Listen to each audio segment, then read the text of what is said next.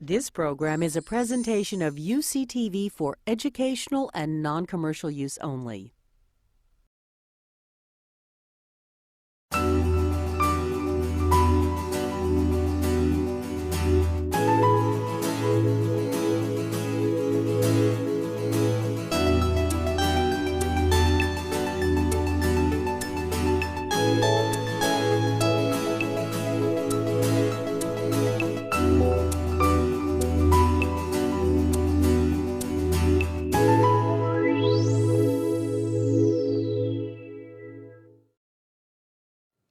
I have just come from Europe, in particularly from Great Britain. And in the last 2 months, as many of you may know, as you follow the news, in the wake of the Gaza operation that lasted for 3 weeks, literally thousands of people across the continent, but also on other continents, demonstrated vociferously in protest against Israel's actions. There were demonstrations in London, Paris, Madrid, Amsterdam, Stockholm, Athens, and other cities. In London, I saw for myself demonstrators carrying Palestinian flags and chanting, "Free, free Palestine," and Israel terrorists, in a march which was organized by the Stop the War coalition. In Paris, they were chanting, "We are all Palestinians." 2 years earlier, during the war between Israel and Hezbollah, they were shouting, "We are all Hezbollah now." In Madrid, where the largest demonstration took place, many of the protesters, primarily Arabs, were marching through the streets, branding signs such as, "This is not a war, but a genocide."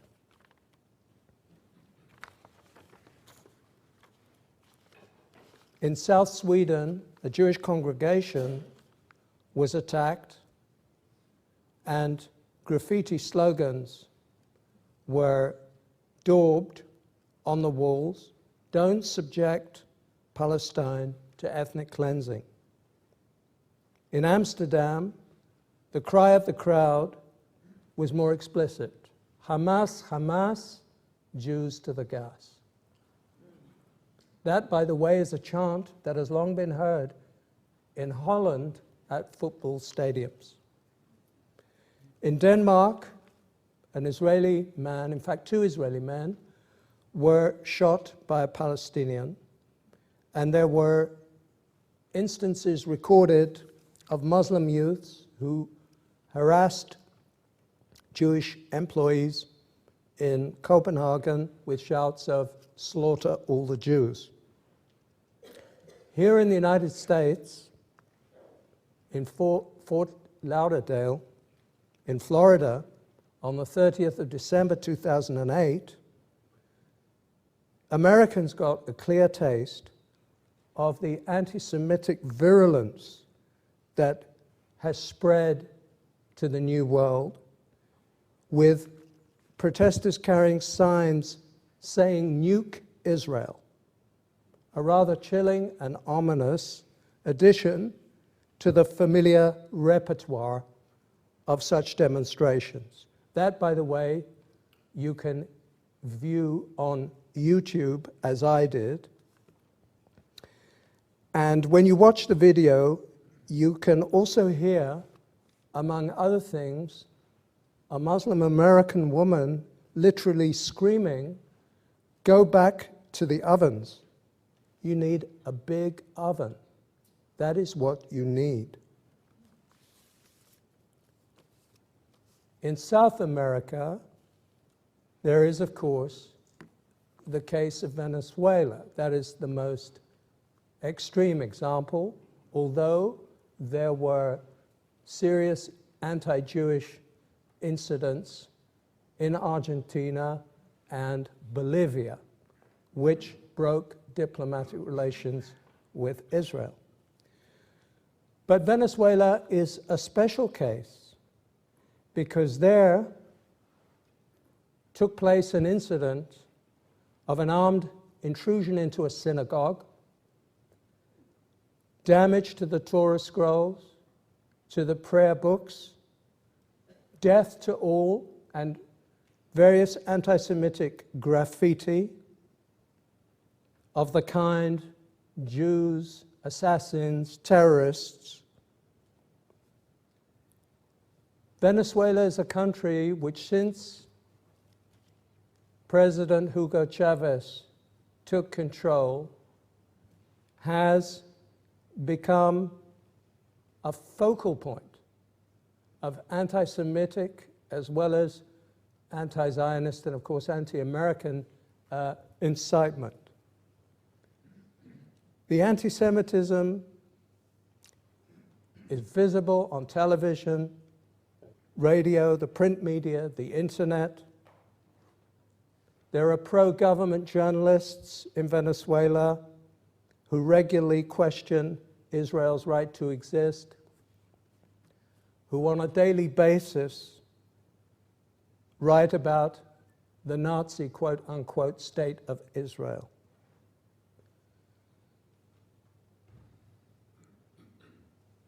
Chavez represents, in some ways, a familiar phenomenon in Latin America, the populist nationalist tradition of authoritarian leaders such as Perón, the Caudillo tradition, a mixture of authoritarianism, socialism, of the Castroite kind, national populism.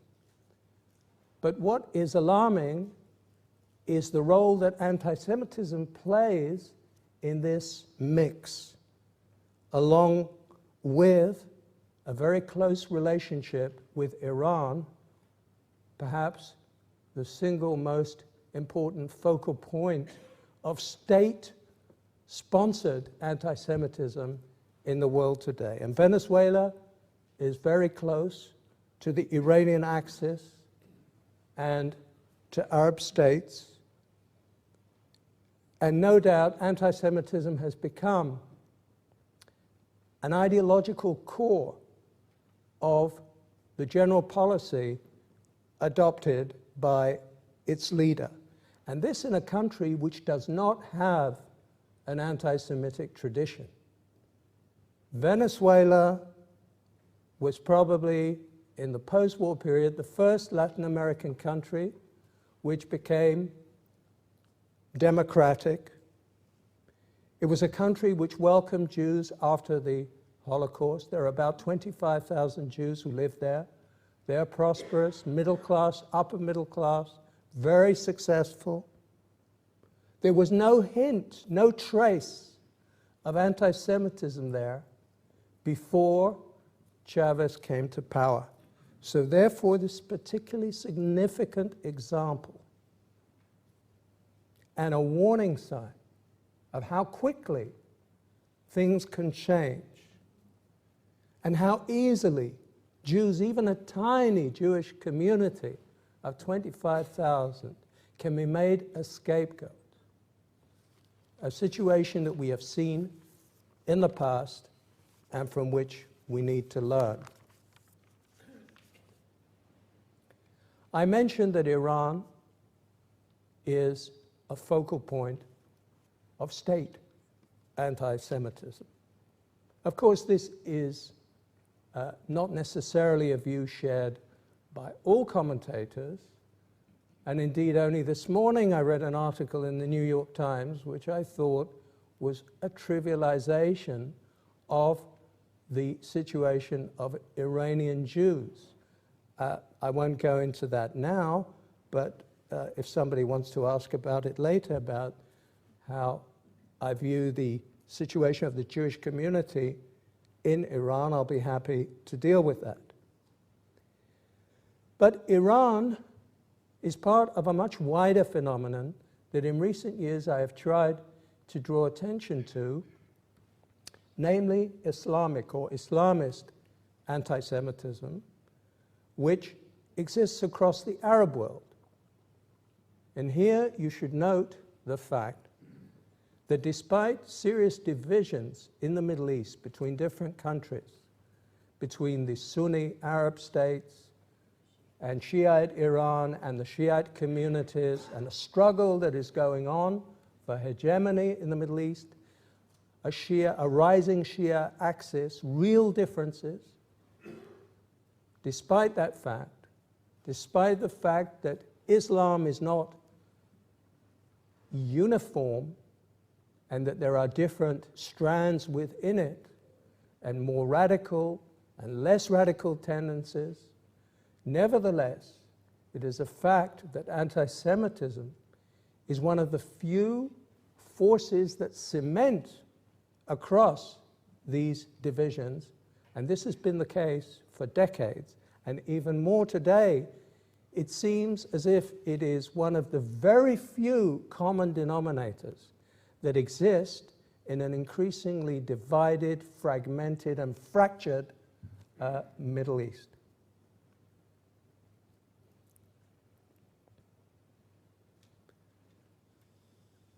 Coming back to Europe, it is profoundly disturbing to note that in the month of January 2009,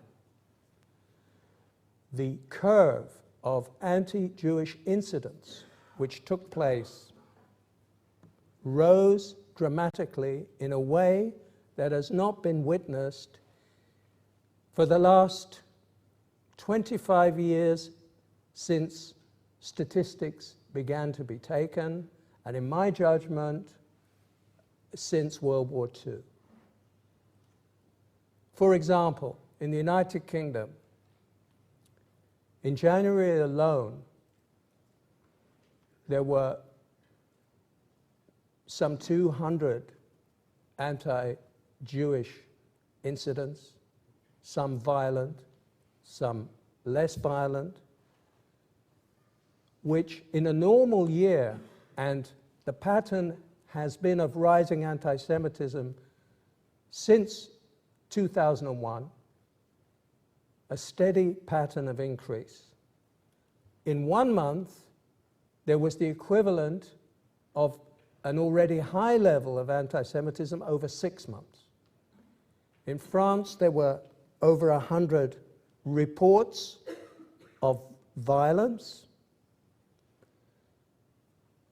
In Germany, surveys showed that 50% of Germans equate Israel's policies towards the Palestinians with Nazi treatment of Jews. And astonishingly, 2/3 of all Germans apparently believe that Israel is waging, quote, a war of extermination against the Palestinian people. And as I suggested earlier, in countries like Spain, the survey material, including that of the Anti-Defamation League, but there are other kinds of reports, including those conducted from Washington by the Pew organization, which show that Spanish attitudes towards Jews and Israel are exceedingly hostile. I myself witnessed on a BBC World Service program an interview with the Czech foreign minister. The Czech Republic today holds the rotating European presidency, and the Czech foreign minister had the nerve, the chutzpah, to actually say that Israel had a right to defend itself, which so enraged this BBC interviewer that he was completely beside himself in horror at the prospect that the rotating presidency was in the hands of somebody who could think that Israel had a right to defend itself like any other nation. Well, this is only a glimpse of more recent developments, which I have analyzed in a book that was mentioned to you, A Lethal Obsession. I thought long and hard about the title. I had earlier written a book back in 1991 on the subject of anti-Semitism through history, which I called The Longest Hatred. I coined that term. Unfortunately, I didn't take out a patent on the use of it, otherwise I would now be probably a multimillionaire. The number of times that this has been used without acknowledgement. Never mind. These things happen. I'm happy to have coined the term and that so many people find it to be reflective of what is happening.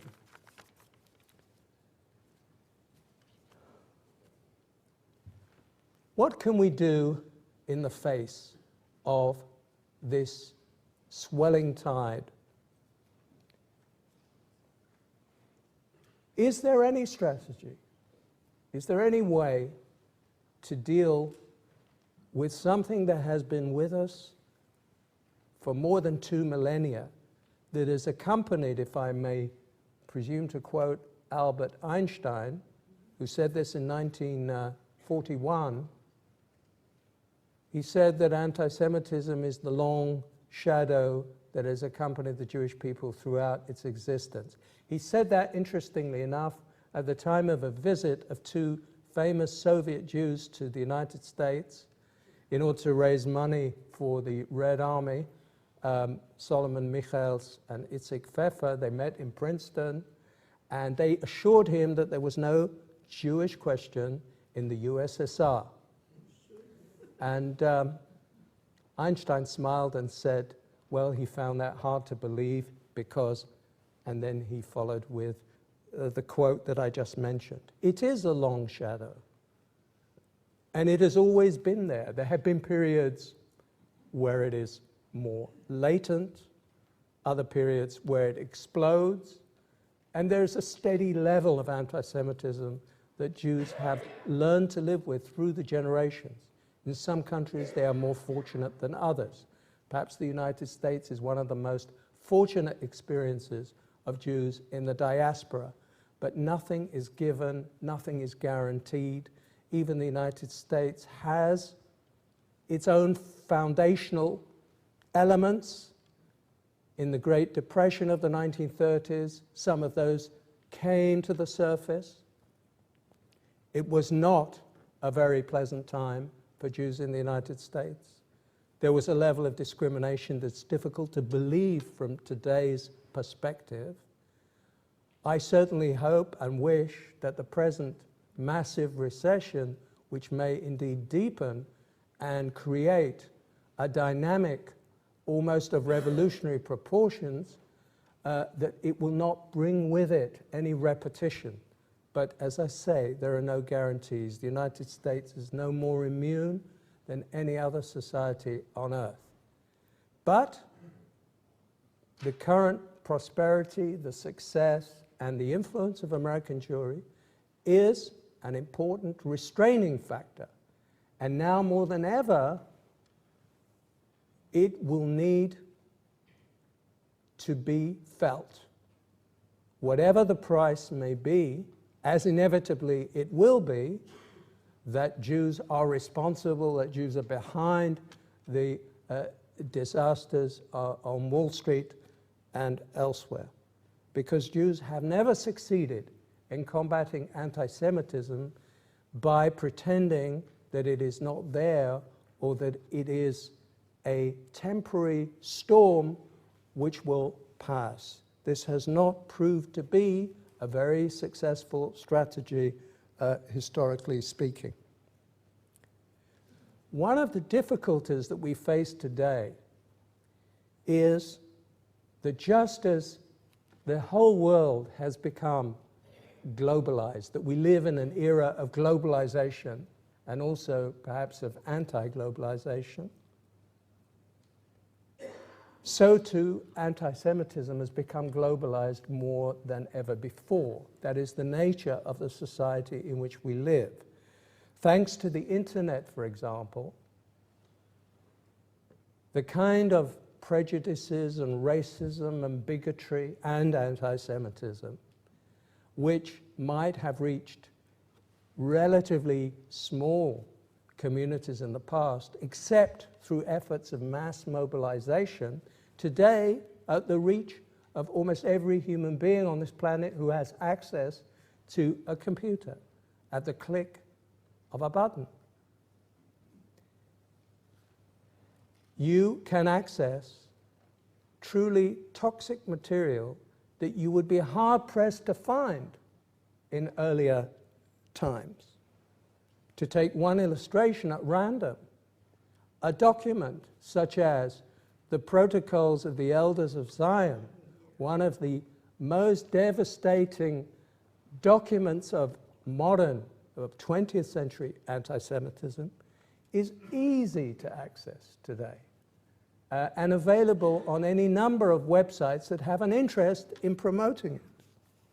So there is a cyberspace, a superhighway of hate that travels faster than ever before, just as the internet has great potential, educational potential, potential for enhancing and increasing our knowledge, so as we know it has an equally great potential to do harm and to in fact encourage and promote a culture of hatred. In the outside world, in the larger world, in recent years, anti-Semitism, really since the beginning of the 21st century, has been closely linked to anti-Americanism. That is relatively new, although not completely new. One can find antecedents to that as far back as the late 19th century. Nevertheless, the close connection that is felt in many societies in Europe, in the Third World, certainly in Latin America, in Asia, and in the Middle East, the hatred of America has been exacerbated in the last 8 years. It didn't begin then, but it has undoubtedly increased. I am only concerned here with the effect it has had on anti-Semitism. And it seems to me that in the West, there are three primary sources that link the two phenomena together, and they become reinforcing of each other.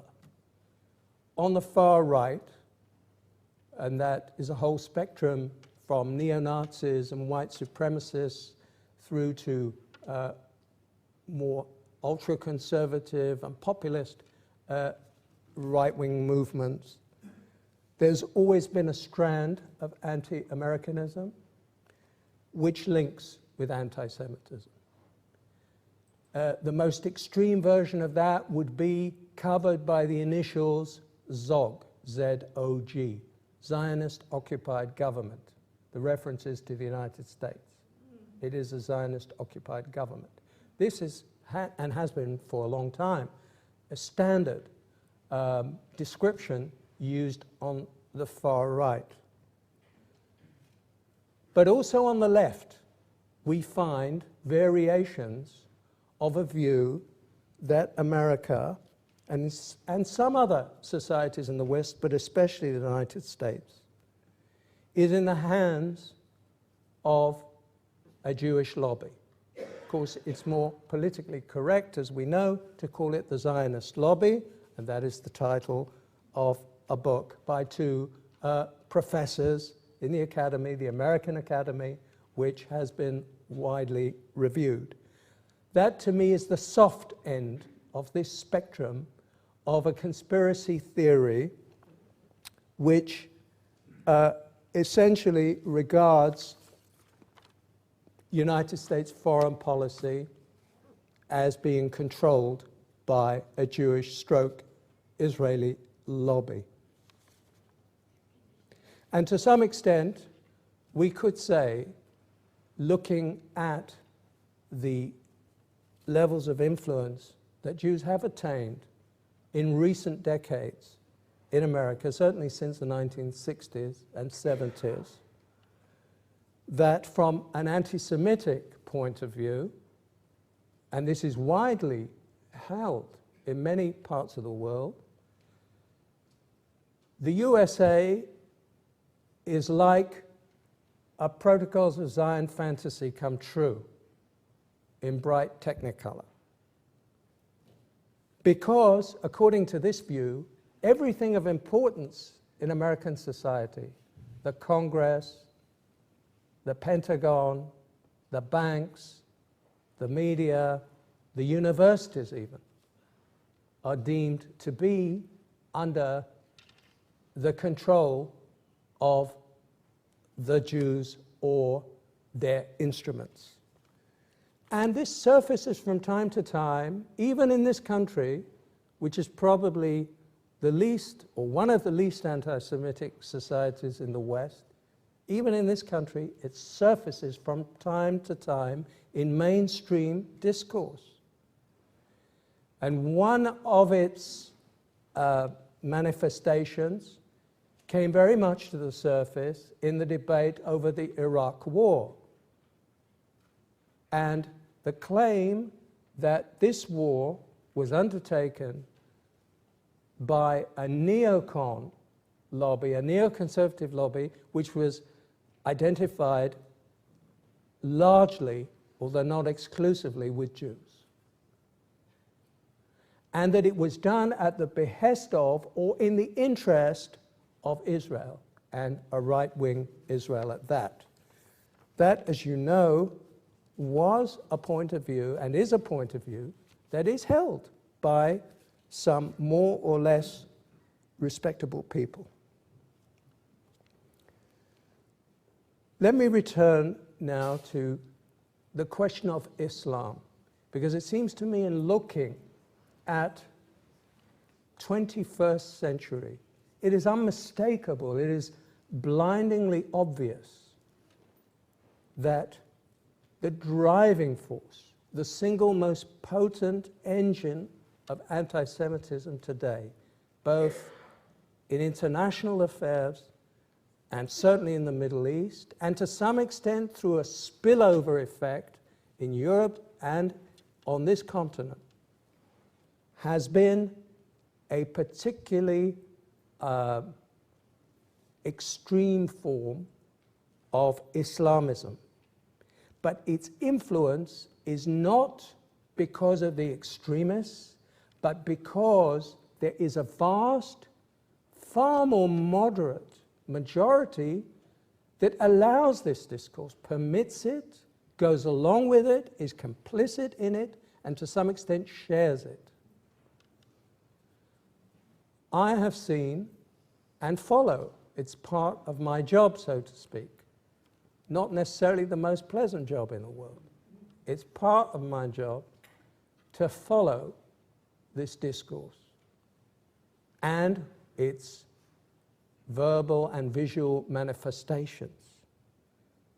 Since I studied for many years examples of anti-Semitism in Europe and wrote about them, I have also some measures of comparison.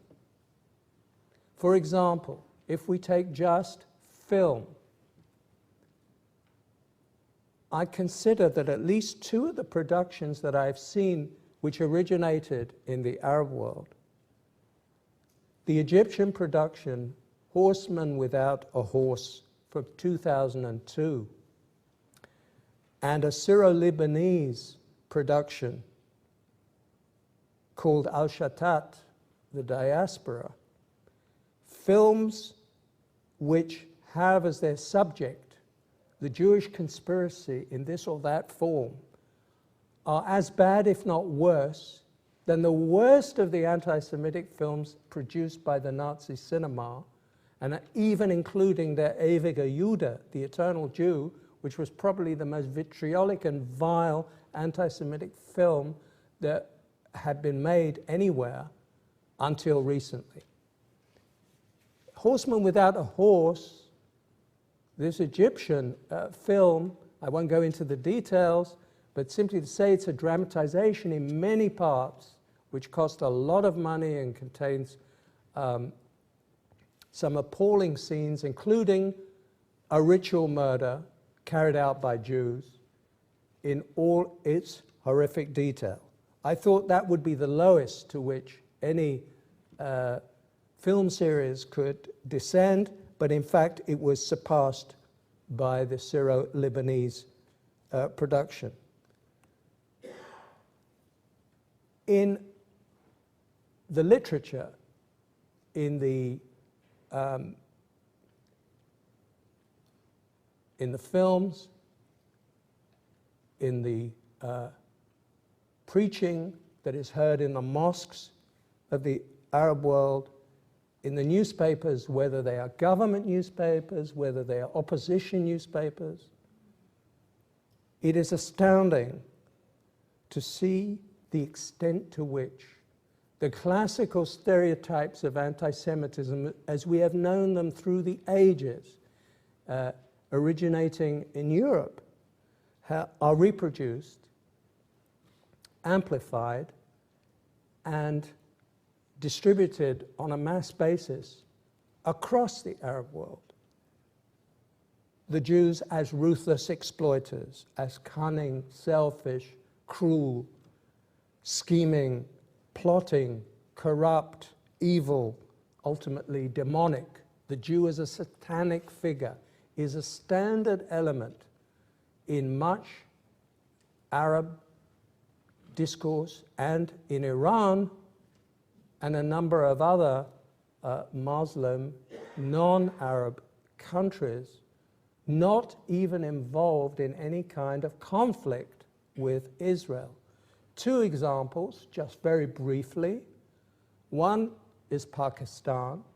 Approximately 170 million people live in that country, which is nuclearized, has nuclear weapons. In Pakistan, there are no Jews. To the best of my knowledge, not a single Jew. I don't count tourists, of course. And in Pakistan, there is a truly rabid anti-Semitism without Jews. One that is derived from Islamic sources. Part of the origin of that may be the influence of Saudi Arabia and its particularly harsh Wahhabite version of Islam, the enormous amounts of cash that invested there, its influence on the madrasas, on the educational system.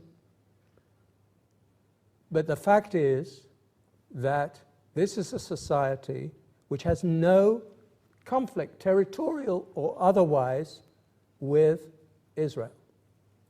And we saw only a couple of months ago in the horrific terrorist assault on Mumbai in India, we saw how in that assault the Chabad house was targeted, one tiny dot in a vast city of 18 million people, and the torture and the savagery with which the rabbi and his wife and the other Jewish inmates of this Chabad house were murdered.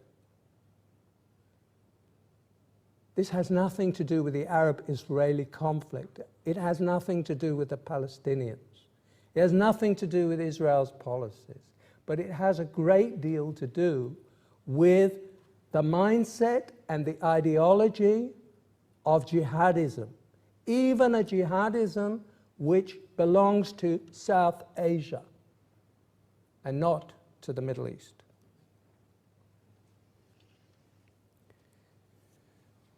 So we're not talking here about normal, quote unquote, prejudice. We're not talking about the kind of more benign forms of anti-Semitism that Jews have lived with through the ages. It's not a case of discrimination, religious, social discrimination. We're talking about fully fledged conspiracy theories in which world Jewry controls and manipulates and is responsible for all the evils of our world. In the case of the Islamists, Jewry is seen as the main protagonist with which is engaged in a struggle that has worldwide ramifications for the very soul of Islam and its pretensions to hegemony, eventual final hegemony in the world. And the anti-Semitism which comes out of this is something that can only be compared, despite differences which are self-evident, with Nazi anti-Semitism. Why? Because it is an eliminationist anti-Semitism. Its object is to remove Jews once and for all, in this case from the entire Middle East region. You know, the Nazis had a slogan in the 1930s to make Germany free of Jews, Juden rein. And we can say, by extrapolation, that in the contemporary world, in the Middle East in particular, the objective of the Islamist movements, and they are a powerful force, is to make the Middle East Judenstadtrein, free of a Jewish state, which in effect, since this could only be accomplished through a bloody war, or perhaps through a nuclear bomb, the only way this could be accomplished is through genocide. So therefore, I think it is fair to say that this is potentially, and in its implications, its logical implications, this is a genocidal anti-Semitism. And it's very important to make a distinction between that which is the ultimate danger and a very real and present danger, which I explore in great detail in my book, and other varieties of anti-Semitism which are not genocidal, which are certainly require energetic opposition, but do not have that implication.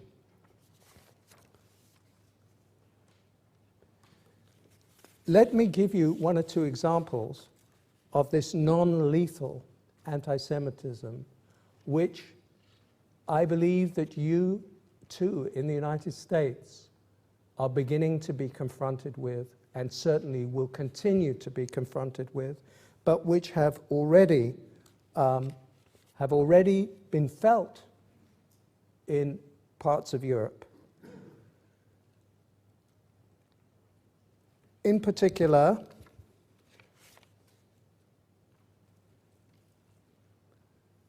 I would like to refer to the boycott movement. This has been notably visible in the United Kingdom, a society which I know well since I was educated there, and as it were, brought up in its political culture. The United Kingdom is, as you all know, a democracy. In fact, considered the mother of parliaments, a model liberal democracy. And the Jewish community there is respected, has a solid position, is not about to be overwhelmed by pogroms or any of the more violent manifestations of anti-Semitism that have occurred elsewhere. And yet, the climate of opinion, and I've heard this directly and felt it myself on visits there. The climate for Jews has become increasingly toxic. The boycott, or the attempted boycott, the academic boycott, but also an economic boycott organized by very large and quite powerful trade unions in the UK, has become a regular feature in recent years, as indeed has another nasty manifestation that contains elements of anti-Semitism and a very powerful dose, of course, of anti-Zionism, namely the branding of Israel as an apartheid state. Actually, within a week, there will be a general worldwide celebration in about 27 cities of what is now called Israel Apartheid Week. And this has spread also to North America. I believe there will be an Israel Apartheid Week here in California in at least two places. One of them is Berkeley. I think the other is San Francisco. The boycott movement is closely connected with Israel Apartheid Week and the assumption that Israel is an apartheid state. And because it is an apartheid state, it needs to be remorselessly attacked and isolated and ultimately dismantled, just as apartheid South Africa was through a boycott campaign that picked up pace in the 1980s and is the self-proclaimed model for the strategy of bringing down Israel.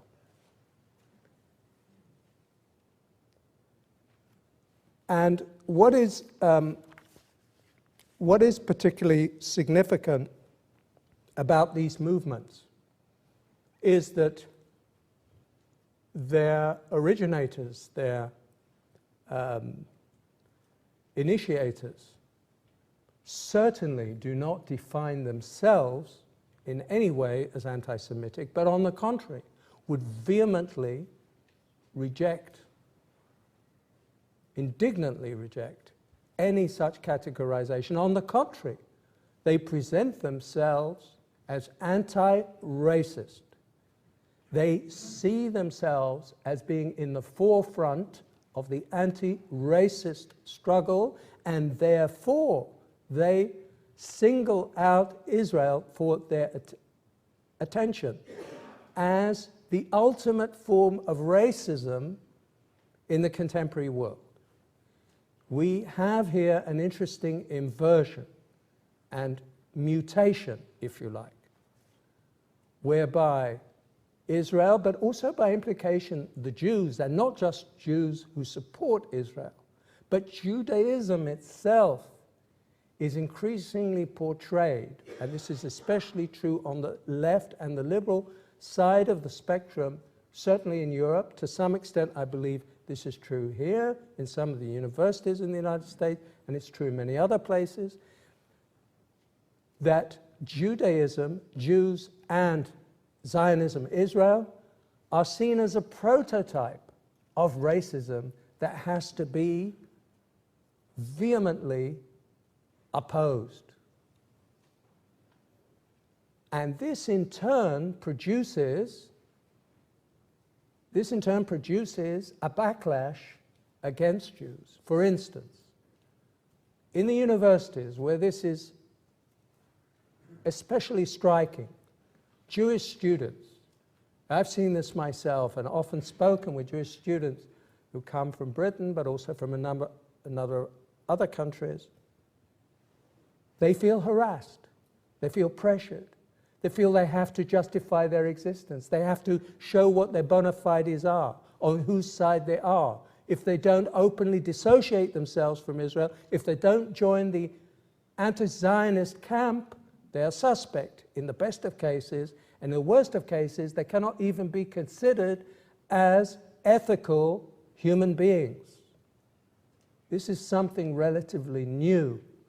I in the 1970s, as a student, fought a struggle along with others in the UK when I was still living there against this phenomenon when it was still in its embryonic stages. As far back as 1975, the World Union of Jewish Students, which had its headquarters in London, commissioned me, and I wrote a pamphlet called The Myth of Zionist Racism in order to combat all the allegations and the charges that were made. But compared to today, we are now nearly 35 years on. And this has picked up so much momentum. It has become a consensus of every thinking, decent person. It's almost a defining characteristic of which camp you belong to. If you want to be considered a part of the left, even the democratic left, you have to declare where your stance is on this question. If you do not believe or accept that Israel is an apartheid state, that it is a violator of human rights, a serial violator, the most serious violator in the world today, then you are not okay. You do not have an entry ticket to join the camp of the right-thinking people. This, to me, is actually a curious form of left-wing McCarthyism. It's like there's a loyalty test. It's a political test. And if you don't pass it, you're in serious trouble. You're likely to be harassed. Certainly if you speak up. And this is the tactic of the boycotters. Their objective is a comprehensive economic, cultural, academic boycott of Israel, of Israeli institutions, of Israeli products, and of Israeli academics. And if they had their way, people like myself and many others would not be able to come to a university in the United States and communicate and express a point of view, because we would be judged a priori as complicit in a fascist, racist state engaged in ethnic cleansing, quote unquote, and many other crimes, war crimes. And as you know, here in the University of California system, you have exactly the same things going on, including at the University of Santa Barbara. And I won't enter into that because I'm sure there are people in this room who know better than I do exactly what is at stake. But I've been there before. It's not new. It's come to you a little later. And it's not going to go away. And it has to be confronted. And it's a war of ideas. There's no point in getting heavy-handed about it. This has to be debated. It has to be thoroughly, intensely discussed. It's not a question of banning anybody or counter-boycotts, but this is very dangerous, I would say, to the academy.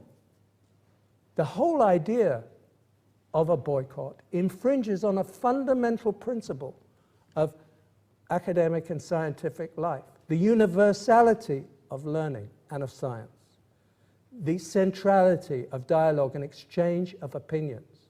But what we see here is a massive politicization in the worst sense of the word, and a singling out of one country, in this case, the Jewish state, the state of Israel, for an obsessive and disproportionate attention when other far more important, far more massive violations of human rights take place on a daily basis.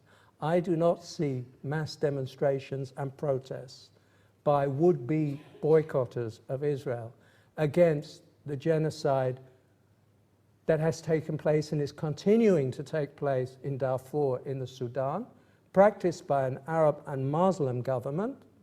I do not see, and there weren't such protests when something similar or worse happened in Rwanda a decade ago. We don't see the protesters raising their voices when Russia inflicted a terrifying repression of the Chechens in Chechnya. We don't hear too much about the Chinese repression over decades, certainly not in terms of mass mobilization on a grassroots level against the Chinese repression in Tibet. And we could go on down the line, the mass rapes of Congolese women today, which have assumed horrific proportions, have been reported in the press here and there, but they're not a subject that is going to interest anybody to the point that Israel evidently does. So clearly we are not here in the realm of a pure, disinterested concern with human rights, which would be thoroughly legitimate. And I'm not here in the capacity of Israel advocacy to try and suggest to you that Israel is an angelic state, that it is without fault, that its policy should not be criticized, because it is criticized on a daily basis inside Israel, and I feel as strongly very often about certain things that are done and perpetrated by the Israeli government. But what I am talking about doesn't seem to me to have much to do with that. But it does have to do with the toxic side effects of anti-Zionism, which have increasingly spilled over, not in all cases, but increasingly, into a discourse that reminds me very much of anti-Semitism. It's a different kind of anti-Semitism. It's not the classic form of anti-Semitism. It's not the genocidal type of anti-Semitism that I alluded to previously, but it is nonetheless highly discriminatory against Jews, and it is something that has to be, I think, of profound concern to us all. Finally,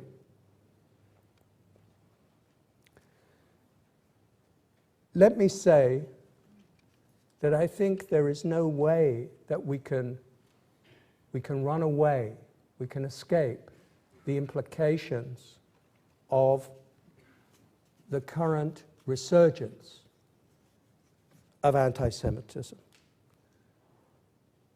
I do not believe there are any shortcuts.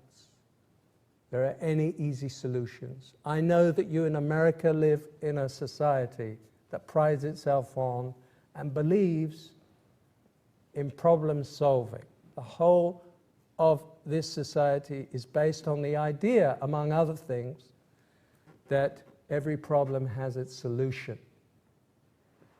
And that no doubt is reassuring, but I can't give you that reassurance in this specific case, because it would go entirely against the record of history. This problem is not going to be solved in that kind of way. I believe that anti-Semitism is something that we will have to accept and live with, but we must work and work hard and energetically to neutralize. To neutralize doesn't mean to remove, to abolish.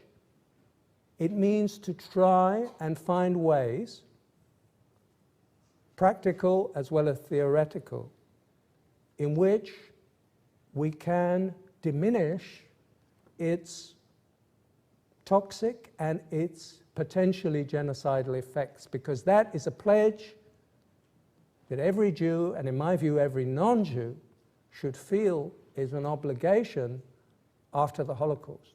We have, in that sense, to commit ourselves to preventing any recurrence of such a genocidal horror. And we can't take it for granted, because this resurgence contains within it the potential seeds of that. And we have seen other genocides that have taken place, not on the scale of the Holocaust, but genocides nonetheless since the Second World War. This is a warning that the potential for evil, for violence, for massacre is as strong as it has ever been, And we have the technological capacity today to inflict it more massively and in a much shorter time. I would also say that the struggle against anti-Semitism, contemporary anti-Semitism, cannot remain a Jewish concern, but equally Jews cannot push it aside and imagine that others will feel the motivation, the incentive, and the will to fight this struggle for them. It has to be. We have to look for some kind of a big tent that will be inclusive, that will permit Jews and non-Jews, people on the left and the right, secular people and religious people, people from the West and from the East, to see that they have a common interest in containing the dangerous side effects and the immediate results of anti-Semitism. So it will require a determined and an organized effort. And in this effort, we also have to reach out to Muslims too. Despite what I have said about the centrality of Islamic anti-Semitism, or perhaps precisely because of that, we must find ways to engage what at the moment is only a minority voice, very much a minority voice within the Islamic world. But there are such people who understand the danger of anti-Semitism for themselves as Muslims, because I think there is a terrible indictment, a blackening, a darkening of the good name of Islam as a faith, that this stain should remain and that should be allowed to intensify. If I were a Muslim, I would feel ashamed, deeply ashamed, that something like this was permitted to go on. And therefore, we have to find ways, perhaps more creative ways, to reach out and to find a common interest. What is required in the subject is more moral clarity, political judgment, and a systematic global approach.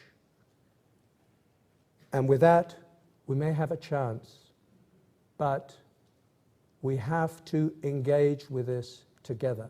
There is no other way. Thank you.